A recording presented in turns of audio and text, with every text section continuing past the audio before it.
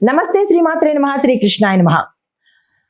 U1 universal 1 ప్రేక్షకులకు స్వాగతం సుస్వాగతం. అయితే ఇప్పుడు మనకి డిప్రెషన్ ఈ మాట ప్రతి ఒక్కళ్ళు అంటుంటారు. టెన్షను, డిప్రెషను ఇది చాలా ప్రతి చిన్న పిల్లల దగ్గర నుంచి కూడా అలవాటైపోయింది. నేను టెన్షన్లో ఉన్నాను, ఈరోజు నేను చాలా డిప్రెషన్లో ఉన్నాను అంటే ఇవి తరచుగా వాడేసే వాడుక పదాలు అయిపోయింది. కానీ అసలు డిప్రెషన్ అంటే ఏంటి?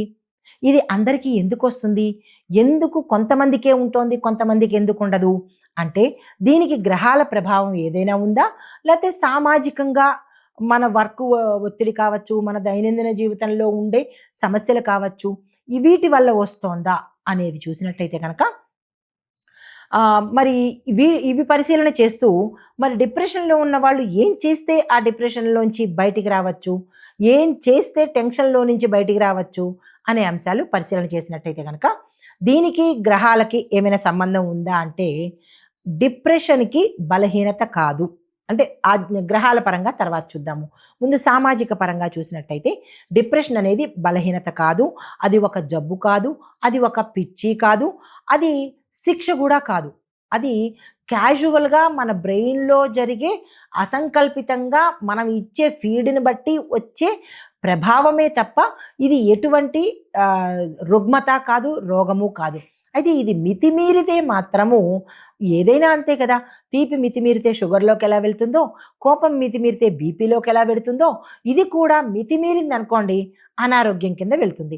అయితే మరి డిప్రెషన్ అంటే ఏంటంటే కనుక అసలు దాని డెఫినిషన్ ఏంటి ముందు చూద్దాం. డిప్రెషన్ అంటే మనసుకి కొంత బరువు తీసుకునే అవకాశం ఉంటుంది. దేనికైనా ఒక లిమిట్ ఉంటుంది కదా! మనసు ఇంత శాతమే బరువు తీసుకోగలుగుతుంది అని అనుకున్నప్పుడు మనం ఎక్కువ శాతం బరువు ఆ మనసు మీద పెడితే అది ఓవర్‌లోడ్ అయిపోయి ఒక రకమైన ఆహ్, ఆహ్, అంటే ఫీల్డ్‌లోకి వెళ్ళిపోయే అవకాశం ఉంటుంది. దాన్ని డిప్రెషన్ అంటారు. అంటే ఓవర్‌లోడ్ అయిపోయిందది. అప్పుడు ఏం చేయాలో తెలియక మనకి కోపము, ఆవేశము ఒక రకమైన పిచ్చిలాగా వచ్చేసే అవకాశం ఉంటుంది.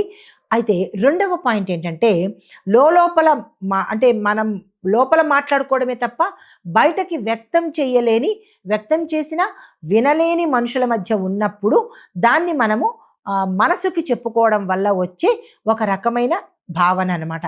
అయితే మరికి ఎవరికైనా స్నేహితులకో, ఇంట్లో వాళ్ళకో చెప్పారనుకోండి, అప్పుడు వాళ్ళేమంటారు?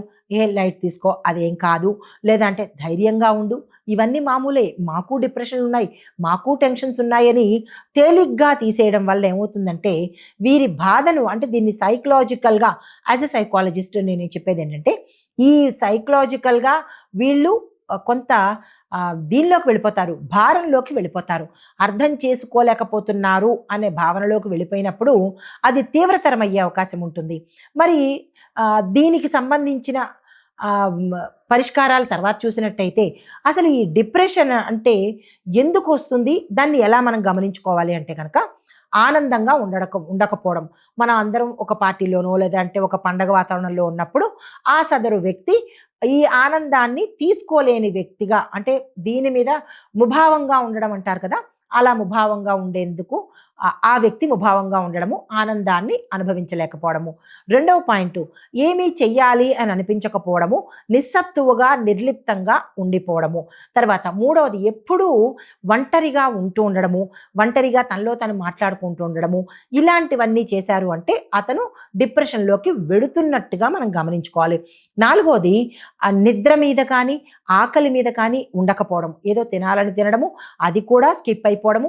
ఇలా నిద్ర, ఆకలి అంటే మనకి సహజంగా జరిగే జీవ ప్రక్రియలు జరగకపోవడం అనమాట.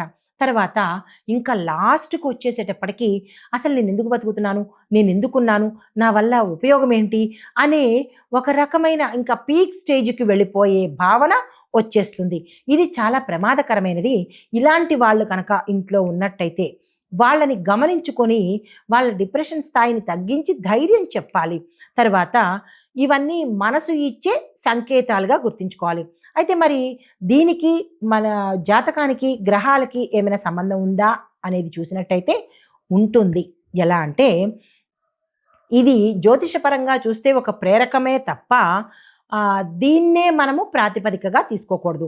ఎలా అంటే మనఃకారకుడు చంద్రుడు కాబట్టి చంద్రుడు ఆ యొక్క వ్యక్తి జాతకంలో నీచ స్థితిలో కానీ బలహీనంగా కానీ ఉన్నట్టయితే ఈ మనసు మీద ఇటువంటి ప్రభావం, మనసు అంటే సైకలాజికల్గా, సైకాలజీగా, అంటే ఇప్పుడు ఎలా అంటే ఆ, మనసు మీద ప్రభావం పడడం వల్ల ఆ వ్యక్తి కొంచెం డిజార్డర్ అయిపోతాడనమాట.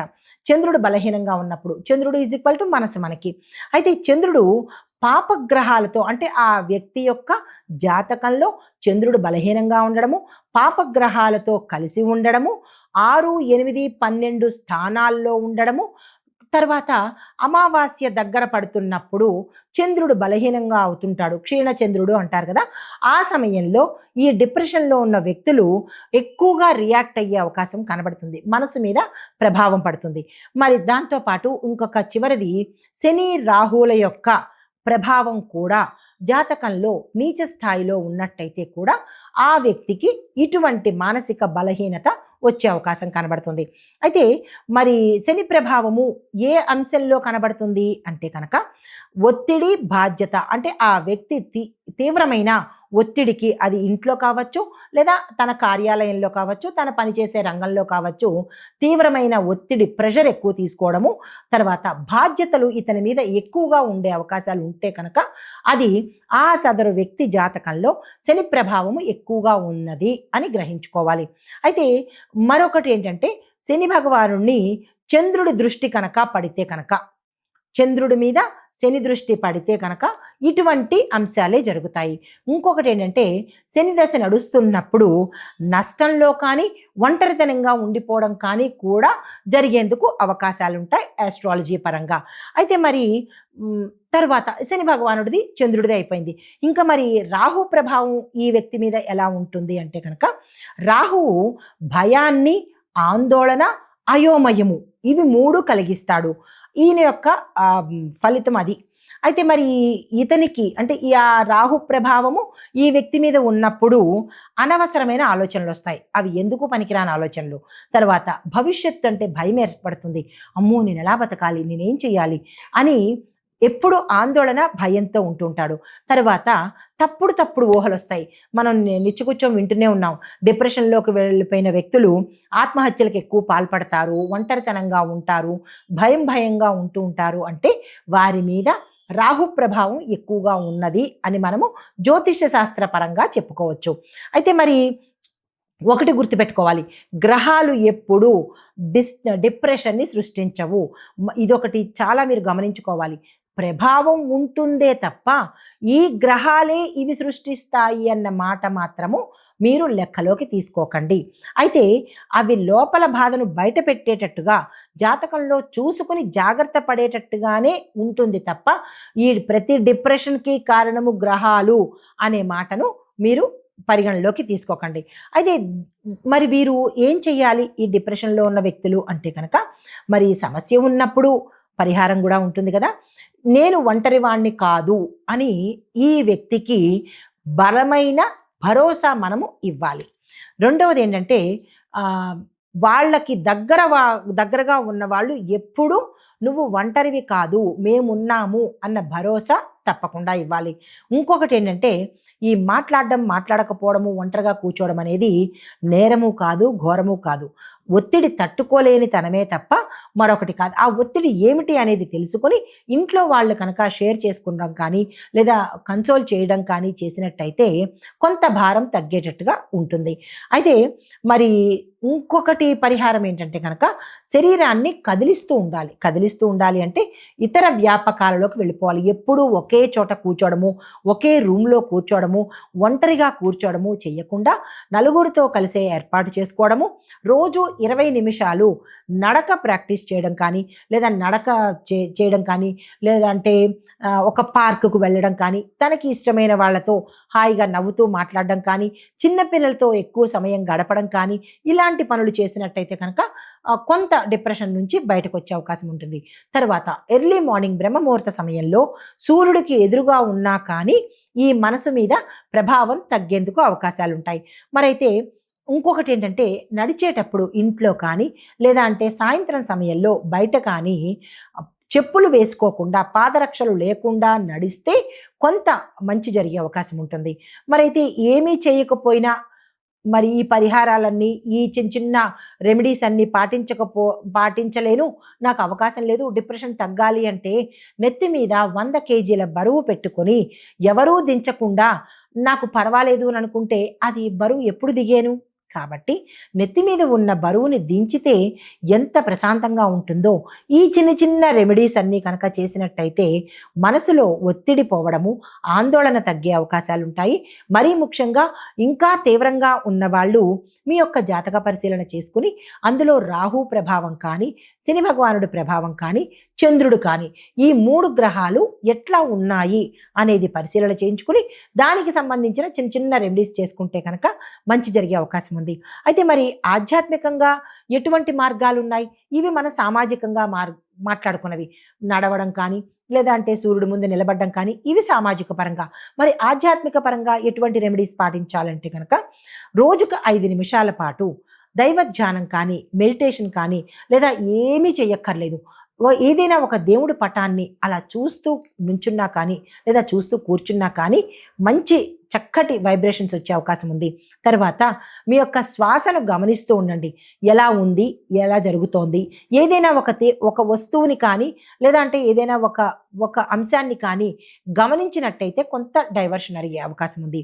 తర్వాత చంద్రుడికి సంబంధించినటువంటిది చిన్ని మంత్రాన్ని చెప్తాను.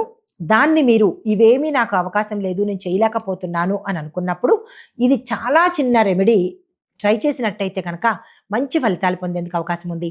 మనఃకారకుడు చంద్రుడు అని చెప్పుకున్నాం కదా. అయితే ఓం సోమాయ నమః చాలా చిన్నది 11 సార్లు ప్రతి సోమవారము లేదా ప్రతిరోజు కూడా చదువుకున్నట్టయితే, పెద్ద ఎక్కువ సార్లు కాదు కాబట్టి 1 మినిట్లో కూడా అయిపోతుంది ఇది. దీన్ని మీరు ఒక నిష్టగా పెట్టుకుని చేసినట్టయితే మంచి మనస్సు నెమ్మదించి కొంచెం కొంచెం మార్పు వచ్చే అవకాశం ఉంది. తర్వాత రాహువుకు సంబంధించినటువంటిది.